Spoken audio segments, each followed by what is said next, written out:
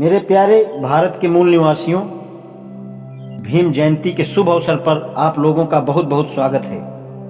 संसार भर से गुलामी का नामो निशान मिट गया, किंतु भारत में यह अनेक भयानक शक्लों में प्रकट होती है। डॉक्टर भीमराव अंबेडकर। भारत में नीच पुकारे जाने वाले करोड़ों अछूतों की शताब्दियों पुरानी दास्तां और दुर्दशा को देखकर ही उर्दू के प्रसिद्ध कवि डॉक्टर इकबाल ने इस प्रकार लिखा है, आह शूद्र के लिए हिंदुस्तान गमखाना है, दर्दे इंसानी से इस बस्ती का दिल बेगाना है। बाबा साहब डॉक्टर भीमराव अंबेडकर द्वारा लिखित हू बर द शूद्रा उनके अद्वितीय अष्टपहलू कलम का कमाल है। उन करोड़ों लोगों के जीवन में जिनको कोई अधिकार प्राप्त नहीं था, जिनका कोई सम्मान नहीं था, जिनको देखना छूना तक पाप था और जिनकी परछाई पड़ना भी अधर्म समझा जाता था, उनके जीवन में जो परिवर्तन हुआ है, ये सब बाबा साहब डॉक्टर भीमराव रामजी अंबेडकर के आजीवन संघर्षों और बलिदानों का ही परिणाम है। डॉक्टर अंबेडकर ने प्राचीन धर्म ग्रंथों का अध्ययन और सम्यक चिंतन करके अपना मौलिक शोध who were the Shudras how they came to the fourth varna in the Indo Aryan society यानी शूद्र कौन थे, इस ग्रंथ के रूप में सन 1946 में प्रकाशित हुआ और भारत के 7 करोड़ शूद्रों या अछूतों को वे इस देश में पहले कौन थे इसका पता मिला। इस ग्रंथ से समाज शास्त्री, इतिहासवेत्ता और शोध शास्त्रियों को भारतीय इतिहास के संदर्भ में गहन शोध कार्य करने की प्रेरणा मिली। शोधार्थियों की दृष्टि से डॉक्टर भीमराव अंबेडकर का यह ग्रंथ अमूल्य है। उन्होंने शोध करके जो निष्कर्ष प्रस्तुत किए, उससे इतिहासवेत्ताओं को आगे शोध कार्य करने की सामग्री उपलब्ध होती है। यह शोध ग्रंथ संशोधकों और इतिहासकारों के लिए दीप स्तंभ है। डॉक्टर बाबा साहब ने प्रस्तुत ग्रंथ महात्मा ज्योतिबा फूले 1827 से 1890 की पावन स्मृति को समर्पित किया। शूद्रों के उत्पत्ति का सिद्धांत जो डॉक्टर अंबेडकर ने इस शोध ग्रंथ में प्रतिपादित किया है, वह निष्कर्ष रूप में इस प्रकार रखा जा सकता है। शूद्र आर्यों के सूर्यवंशी समुदाय में से ही थे। एक समय था जब आर्य समुदाय ने केवल 3 वर्णों ब्राह्मण, क्षत्रिय और वैश्य को ही मान्यता दी। शूद्रों का अलग से कोई वर्ण नहीं था। वे भारतीय आर्य समुदाय के क्षत्रिय वर्ग में आते थे। शूद्रों, राजाओं और ब्राह्मणों के बीच अनवरत संघर्ष होते रहते थे और ब्राह्मणों को शूद्रों के हाथों अनेक कष्ट और अपमान सहने पड़े। जब सब ब्राह्मण संगठित हुए, शूद्रों द्वारा किए गए उत्पीड़न और पीड़ाओं से त्रस्त होकर ब्राह्मणों ने फलस्वरूप शूद्रों का उपनयन संस्कार यज्ञोपवीत करना बंद कर दिया। उपनयन संस्कार से वंचित होने पर जो शूद्र क्षत्रिय थे, उनका सामाजिक अपकर्ष हो गया, उनका दर्जा वैश्यों के नीचे हो गया और वे चौथे वर्ण में गिने गए। डॉक्टर अंबेडकर के अनुसार क्षत्रियों के 2 वर्ग थे। प्रथम वर्ग सूर्यवंश और द्वितीय चंद्रवंश। सूर्यवंश के क्षत्रिय बहुत पराक्रमी और बुद्धिमान थे। उनमें होड़ करने की तीव्र अभिलाषा रहती थी। वे प्रत्येक क्षेत्र में चंद्रवंशी क्षत्रियों से आगे थे। सूर्यवंशी क्षत्रिय अपने आप को ब्राह्मणों से किसी बात में कम नहीं समझते थे। सामाजिक अधिकार एवं सुविधाओं के प्रश्न पर ये सूर्यवंशी क्षत्रिय ब्राह्मणों से भिड़ गए। निरंतर युद्ध संघर्ष करते रहे। पराजित होने से इनका ही उपनयन संस्कार का अधिकार सबसे पहले छीन लिया गया। उन्हें समाज का सबसे नीच वर्ण घोषित कर दिया गया। चंद्रवंशी क्षत्रियों के अधिकार कायम रखे। इस प्रकार केवल सूर्यवंशी के क्षत्रिय समुदाय ही शूद्रों की श्रेणी में आए। चंद्रवंशी क्षत्रिय आज तक भी भारतीय समाज में विद्यमान है। शूद्र कौन थे? डॉक्टर अंबेडकर का बहुचर्चित शोध ग्रंथ है। वे इस ग्रंथ की प्रस्तावना में प्रस्तुत ग्रंथ लिखने का अपना उद्देश्य स्पष्ट करते हुए लिखते हैं, साहित्य की वर्तमान स्थिति को देखकर शूद्रों पर एक पुस्तक लिखना अनुचित न होगा। यह नहीं कहा जा सकता कि यह तुच्छ विषय है। भारतवर्ष में आर्य 4 वर्णों में विभक्त है, अर्थात ब्राह्मण, क्षत्रिय, वैश्य और शूद्र। समाज का संगठन चातुर्वर्ण पर निर्भर है। केवल इन बातों से शूद्रों के प्रश्न की जटिलता और गहनता प्रकट नहीं होती। यदि समाज केवल 4 वर्णों में विभक्त रहता तो चातुर्वर्ण व्यवस्था में कोई आपत्ति न होती। अभाग्य से चातुर्वर्ण में बहुत रहस्य छिपा है। चातुर्वर्ण में ऊंच नीच की भावना भरी पड़ी है। यह भावना केवल मौखिक नहीं है, यह कानूनी है। शूद्र सबसे नीच वर्ण है और उस पर ऐसे ऐसे प्रतिबंध लगे हैं, वह कभी पनप नहीं सकता। जब तक कि अछूतों का 5वां वर्ण नहीं बना था, शूद्र ही सबसे नीच वर्ण समझे जाते थे। यदि लोग शूद्र के प्रश्न का महत्व नहीं समझते तो इसलिए कि उनका ध्यान उनकी जनसंख्या की ओर गया ही नहीं। दुर्भाग्य से जनगणना में भी शूद्रों की जनगणना अलग से नहीं दिखलाई जाती।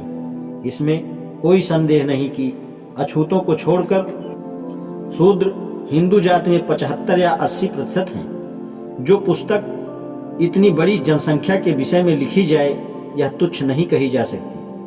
पुस्तक में शूद्रों के विरुद्ध होने वाले षड्यंत्र के असली चरित्र को उजागर किया है, जिसे प्रस्तुत करने का साहस कोई ब्राह्मण विद्वान नहीं कर सकता। डॉक्टर अंबेडकर इस ग्रंथ के प्राकथन में इतिहासकार कैसा होना चाहिए इस बारे में लिखते हैं। इतिहास वेदता को सही, निष्पक्ष, निष्काम और बेधड़क और सत्य का प्रेमी होना चाहिए। उसको निष्पक्ष भाव से छोटी से छोटी चीज की जांच करनी चाहिए। इतिहास वेदता जो ब्राह्मण नहीं है, उसमें इस प्रवृत्ति का होना कठिन है।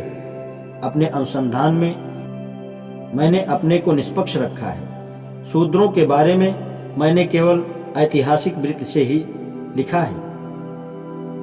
शूद्रों की खोज अथवा शूद्र कौन थे, इस शोध ग्रंथ में कुल 12 अध्याय हैं। इस शोध ग्रंथ के अंतरंग में कुछ निष्कर्ष इस प्रकार हैं। प्रत्येक मनुष्य को ज्ञात है शूद्र वर्ण आर्यों का 4था वर्ण है, किंतु यह जानने की चेष्टा बहुत कम ने की है कि शूद्र कौन है और इस वर्ण की उत्पत्ति कैसे हुई। निस्संदेह यह जानना आवश्यक है कि शूद्र वर्ण का स्थान समाज में 4था कैसे हो गया। यह समाज की विकास परंपरा से हुआ अथवा समाज विप्लव से हुआ। यह जानने के लिए शूद्र कैसे हुए और 4था वर्ण कैसे बना। वर्ण व्यवस्था का प्रारंभ जानना आवश्यक है। वर्ण व्यवस्था की उत्पत्ति का ज्ञान ऋग्वेद के 10वें मंडल के 19वें मंत्र से प्रारंभ होता है। ये पुरुष सूक्त के मंत्र में है। इसमें कुल 16 पद्यांश हैं, जिसमें से 12वां श्लोक इस प्रकार है। ब्राह्मण इसका मुख हुआ, क्षत्रिय को भुजाएं बनाया गया। इनकी दोनों जांघाओं से वैश्य और चरणों से शूद्र उत्पन्न हुए। ऋग्वेद के पुरुष सूक्त का 16वां श्लोक अथर्ववेद और सामवेद में नहीं है। पुरुष सूक्त में अन्य 15 श्लोक भी तीनों वेदों में समान नहीं है और न ही उनका उपक्रम समान है। यदि पुरुष सूक्त प्राचीन होता तो अन्य वेदों में इस तरह की स्वतंत्रता के साथ उसकी काट छांट नहीं होती। क्योंकि पुरुष सूक्त ऋग्वेद तथा यजुर्वेद के परिशिष्ट भाग में डाला गया है, इससे यह सिद्ध होता है कि यह इसके बाद बना है। शूद्र पृष्ठ 137 से 15 प्रामाणिकता के बारे में प्रोफेसर कोलुब्रुक, प्रोफेसर मैक्स मूलर और प्रोफेसर वेबर आदि विभिन्न विद्वानों के विचार भी डॉक्टर भीमराव अंबेडकर के शोध के परिणामों जैसे ही हैं। मनु और वेद। ऋग्वेद के मंत्रों के सृष्टा ऋषियों ने मनु को भारतीय आर्यों का जनक बताया है। मनु को भारतीय आर्यों का जनक का यह सिद्धांत इतना रूढ़ हो चुका था कि ब्राह्मण ग्रंथों और पुराणों तक ने इसकी पुनरावृत्ति करना आवश्यक समझा। ऐतरेय ब्राह्मण, विष्णु पुराण और मत्स्य पुराण में भी इसको प्रतिपादन किया गया है। शूद्र पृष्ठ 29 से 17। मनु ने अपने पूर्ववर्ती शास्त्रकारों का अनुसरण किया। यह नहीं, उसने एक और व्याख्या दे दी और कहा वेद ही धर्म का एकमात्र और अंतिम आधार है। मनु ने पुरुष सूक्त में प्रतिपादित चातुर्वर्ण के सामाजिक आदेश और विधान अचूक और अभ्रंत बना दिया। शूद्रों का सामाजिक दर्जा। शूद्रों के विरुद्ध ब्राह्मणों ने जो कानून बनाए उसका सार इस प्रकार है। शूद्रों को सामाजिक वर्ण व्यवस्था में अंतिम स्थान पर रखा गया। शूद्र अपवित्र हैं, अतः कोई पवित्र कर्म ऐसे स्थान पर नहीं किया जाए जहां वह उस अनुष्ठान को देख सके या सुन सके। अन्य वर्णों की भांति शूद्र का सम्मान न किया जाए। शूद्र का जीवन व्यर्थ है, उसका वध कोई बिना दंड दिए कर सकता है, और यदि कुछ देना भी पड़े तो ब्राह्मण, क्षत्रिय और वैश्य की अपेक्षा बहुत कम। शूद्र को ज्ञान प्राप्त नहीं करना चाहिए, यह पाप है। उसको ज्ञान देना दंडनीय अपराध है। शूद्र को कोई संपत्ति नहीं रखनी चाहिए। ब्राह्मण चाहे उसकी संपत्ति को छीन सकता है। राज्य में शूद्र को कोई पद नहीं दिया जा सकता। शूद्र का धर्म अपने से ऊंचे वर्णों की सेवा करना है, इसी से उसे मुक्ति मिलेगी। उच्च वर्ण वाला शूद्र से वैवाहिक संबंध स्थापित नहीं कर सकता। वे शूद्र स्त्रियों को सहवास हेतु रख सकता है, किंतु यदि शूद्र उच्च वर्ण की किसी स्त्री का स्पर्श भी कर दे तो उसे कठोर दंड दिया जाए। शूद्र जन्म से दास है, उसे सर्वदा दास बनाकर रखा जाए। अनेक स्मृतियां और धर्म सूत्रों में मनुस्मृति से भी ज्यादा क्रूरतापूर्वक और अमानवीय व्यवहार से आदेश दर्ज है। शूद्र नीच और दरिद्र नहीं थे, वे धनी होते थे, राजा थे। ये तथ्य मैत्रेयानी संहिता और पंचविश ब्राह्मण से सिद्ध होता है। शोध निष्कर्ष में कहा है आर्य नस्ल से भारतीय थे, और प्रोफेसर मैक्स मूलर का मत है आर्य कोई जाति या नस्ल नहीं वरन एक भाषा है। इसका आशय एक भाषा के सिवाय कुछ नहीं, उसे बोलने वाला आर्य है। डॉक्टर अंबेडकर कहते हैं, मैं बार बार कह चुका हूं कि आर्य शब्द का संबंध न रक्त से है, न शारीरिक ढांचे से, न बालों से और न कपाल से। मेरा सीधा तात्पर्य है जो आर्य भाषा बोलते हैं वे ही आर्य हैं।